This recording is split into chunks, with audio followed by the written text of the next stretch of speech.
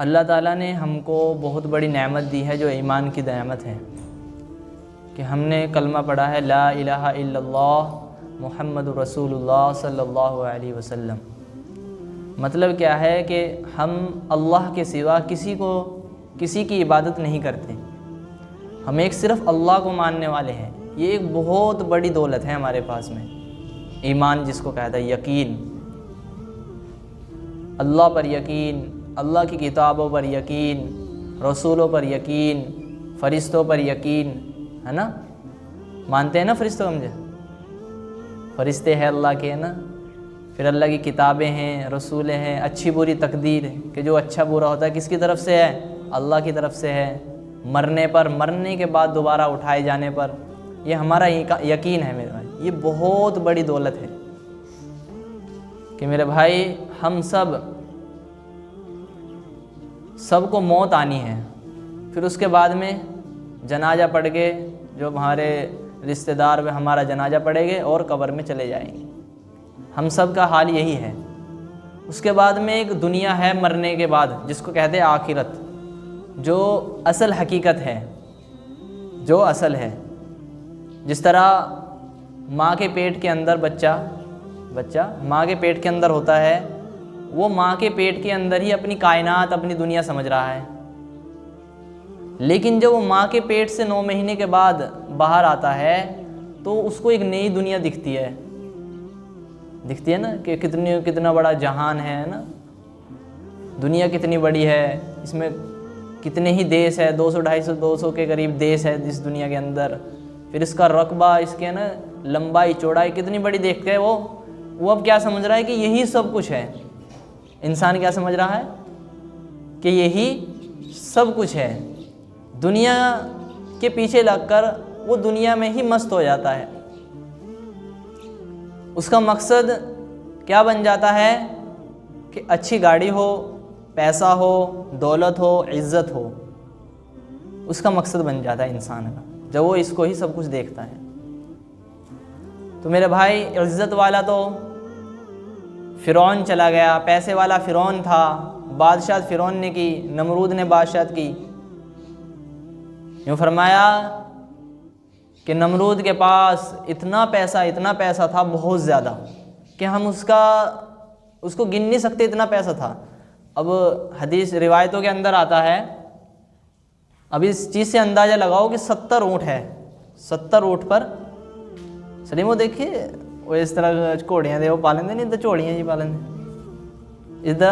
इस तरह ऊँट के ऊपर चोड़ी पार ऐसे डाल लेते थे। तो उसके अंदर चाबियाँ भरी जाती थी उस खजानों की, कि फ़ला लोग कर की ये है, फ़ला लोग, कितनी चाबियाँ, 70 ऊँटों के थे उस पे जा, है ना, 70 ऊँटों के ऊपर चाबियाँ चलती थी उस खजाने की। कितना खजाना होगा।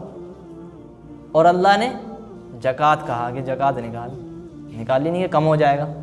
नमरूद ने क्या सोचा कि ये तो घट जाना जितने 100 पे तो 90 हो जाने, है ना। इसी तरह आज का जो करोड़पति है ना, जिसको अल्लाह ताला ने, मुसलमान है, करोड़पति है।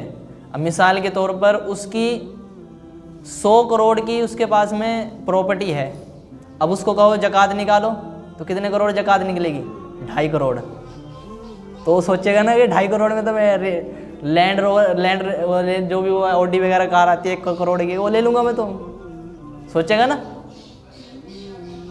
तो इसी तरह नमरूद ने सोचा कि कम हो जाएगा, तो अल्लाह ने क्या किया मेरा भाई, उसको ज़मीन में मिला दिया, महल समेत उसको ज़मीन में धंसा दिया गया। ये हालात जो हमें बताए जा रहे हैं, ये एक सुनने के लिए नहीं है, कुरान सुनने के लिए नहीं है हदीसों के अंदर कि सुन लिया बस, एक कान से सुना और दूसरे नहीं। ये इसलिए है कि हम दुनिया को सिर्फ ज़रूरत कि इससे हमें अपनी ज़रूरत पूरी करनी है, मकसद नहीं है। मकसद मेरे भाई, जो मरने के बाद की जो ज़िंदगी है वो हमारा मकसद है। मरने के बाद की जो ज़िंदगी है वो हमारा मकसद है मेरे भाई। आखिरत पर यकीन हमारा मजबूत हो, आखिरत पर यकीन हमारा मजबूत हो कि हमें मरना है, उसके बाद हम उठाए जाएंगे, ठीक है ना। अब मुख्तलिफ मजहबों के मुख्तलिफ यकीन है कि जो टिक ही नहीं पाते। अब कोई कहता है कि 7 जन्म है है ना 80 जून बनती है, उसके बाद में इंसान बनता है, ये सब क्या है, बेकार की चीज़ें हैं, ये आसमानी मज़हब नहीं है। और जो ईसाईयत है उनको भी पता है कि मरने के बाद एक ज़िंदगी आखिरत, लेकिन वो बयान नहीं करते।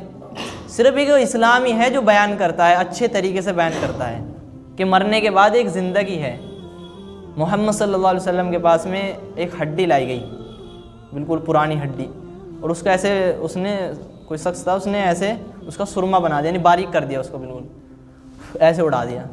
तो अल्लाह के नबी से पूछा क्या इसको भी इसको भी कल जिसकी हड्डी है उसके साथ ही जोड़ देगा? तो अल्लाह के नबी फरमाया हाँ, कि अल्लाह इंसान की कहीं भी उसके जिस्म का कोई हिस्सा कहीं भी पड़ा हुआ हो, उसका हिस्सा उससे मिलके आगे जुड़ जाएगा कल क़यामत के दिन। अल्लाह हुक्म करेंगे कि उठ जाओ तो सब मुर्दे उठ जाएंगे, सब एक जगह जुड़ जाएंगे मेरे भाई।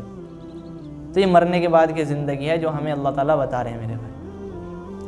इसलिए मेरे भाई हम अपने दिलों का यकीन सही करें, ठीक है ना, कि अल्लाह के सिवा कोई माबूद नहीं है। ज़मीन, आसमान, सूरज सब किसने बनाई? एक अल्लाह ने बनाई है। अल्लाह के अलावा कोई गैब का इल्म नहीं रखता, हालांकि नबी भी नहीं रखते। अल्लाह के अलावा कोई गैब का इल्म नहीं रखता। अभी एक यूट्यूब पर बाबा बहुत ज़्यादा मशहूर हो गया, वो ऐसे पर्ची पे नाम लिखता है, देखिए इसलिए वो एक तो लैंग्वेज इस तरह की है, पता नहीं और तरह बोल रहा है, हंसा भी आंदा होता है लैंग्वेज थी। तो वो पर्ची, हालांकि वो साइंस का कोई ट्रिक है जो हमें नहीं पता।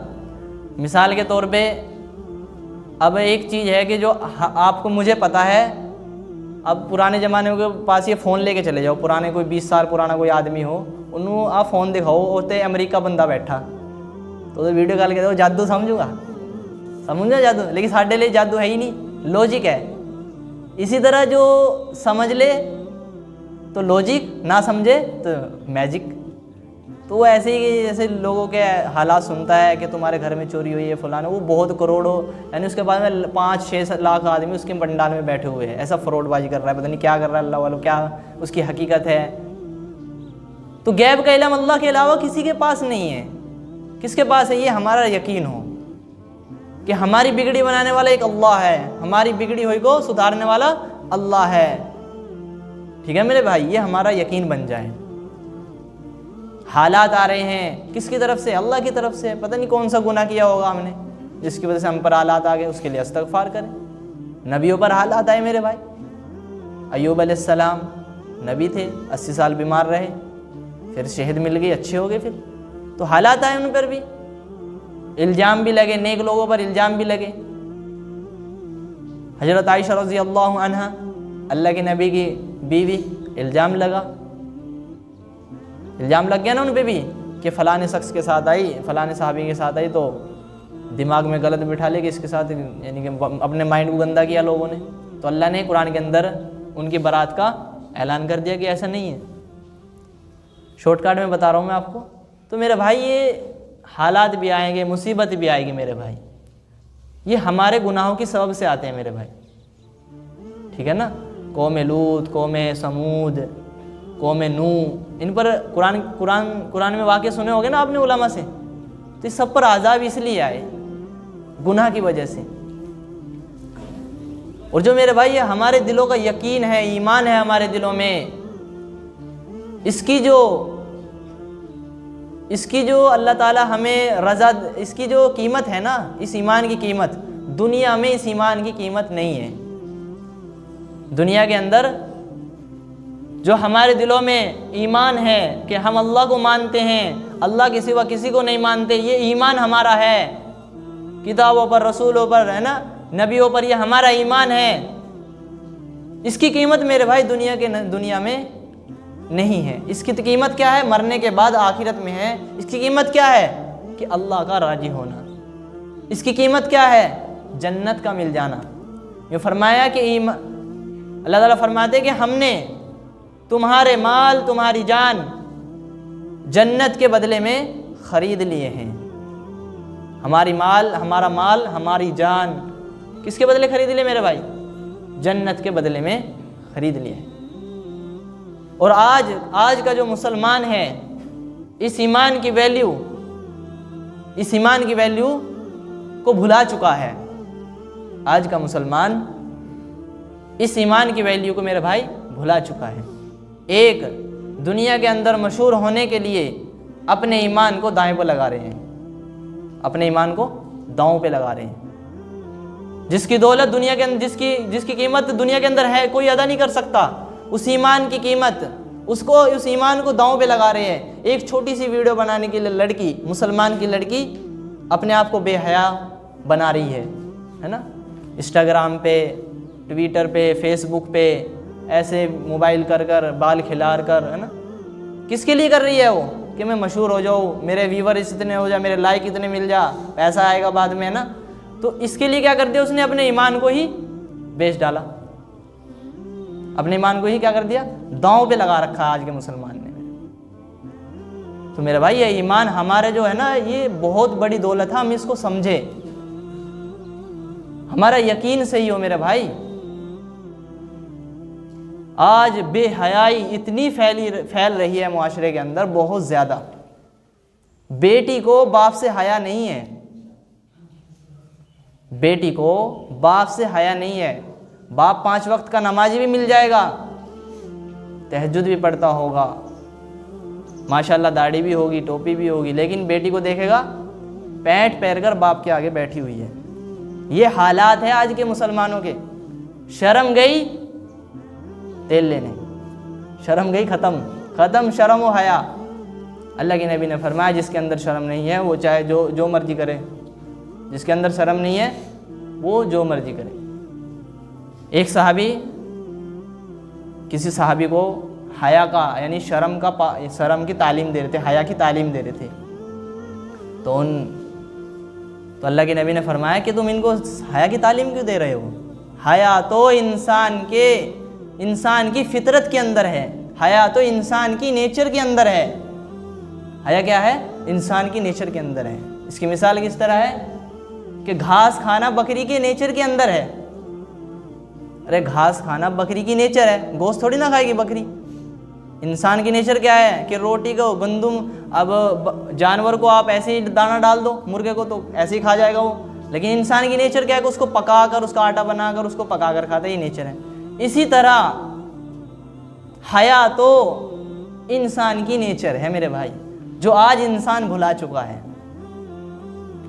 देख रहे हो ना कैसी बेहयाई है मेरे भाई।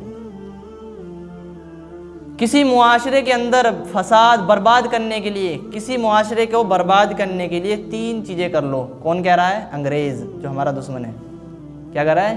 किसी मुआशरे को ख़त्म करना है, उसको आज तोपे चलाने की, बमबारी करने की ज़रूरत नहीं है। 3 चीज़ें कर लो, वो मुआशरा खुद पे खुद ख़त्म हो जाएगा। नंबर क्या है? नंबर 1 कि औरत को घर से निकाल कर बाज़ार में खड़ा कर दो। मतलब क्या? औरत 4 दीवारी के अंदर रहनी चाहिए थी, आज औरत कमा रही है, तो क्या निकल गई? वो घर से निकल कर बाज़ार के अंदर आ गई। ठीक है। नंबर 2, तालीमी निज़ाम को बिगाड़ दो। जो आज हमारे मुल्क का तालीमी निज़ाम ख़राब हो गया है, कुछ भी करके पैसे वगैरह दे, कुछ भी चोरी चपाटी करके नकल मार के पास हो रहे हैं, इल्म नहीं है। अरे तो आज हमारे क्या नंबर 1 क्या है कि औरत को घर से निकाल के बाज़ार में खड़ा कर दो। एक अंग्रेज़ कह रहा है ये कि मुआशरे की तबाही ख़त्म हो जाएगा मुआशरा, और उसका तालीमी निज़ाम ख़राब कर दो। आज से 10 साल पहले हिंदुस्तान का तालीमी निज़ाम बहुत मजबूत था। 10वीं वाला बच्चा भी बीएड की किताबें पढ़ लेता था, उसका मतलब भी जान लेता था। लेकिन आज 10th वाला बच्चा बीएड की या एमए की कोई किताब नहीं पढ़ सकता। जब इंग्लिश ही नहीं आती उसको पढ़नी नहीं आती, तो मतलब क्या जानेगा उसको? तो ये हालात हैं हिंदुस्तान के। अब देखो कोरोना में सभी पास कर दिए गए। अरे जो बिल्कुल नालायक बच्चा है उसके 100% मार्क्स है सर्टिफिकेट पे, तो बाहर की गवर्नमेंट मानेगी आपको? अरे ये नालायक है, इसको तुमने 100% मार्क्स दे दिए।